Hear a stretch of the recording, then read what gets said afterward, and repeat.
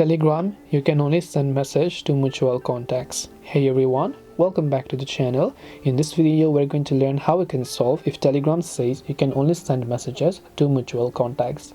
Now, you will get this error that says, sorry, you can only send messages to mutual contacts at the moment on Telegram. This will appear if you have been reported. This means that you can only send messages to mutual contacts, which are people who have already chatted with you or saved your number on their phone. This can happen if a non-mutual contact sends you a message first and then reports or spam you. There is a limit to the number of reports an account can receive, and once that limit is reached, you may receive this type of restriction.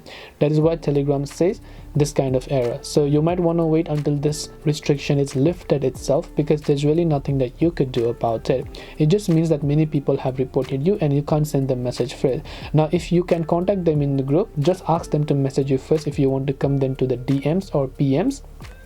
But when they message you first, you can talk to them, but you can't message them first. So hope this video helped you. If you have got any questions, feel free to also leave them down below. Thank you for watching till the very end of this tutorial, and see you soon in the next video.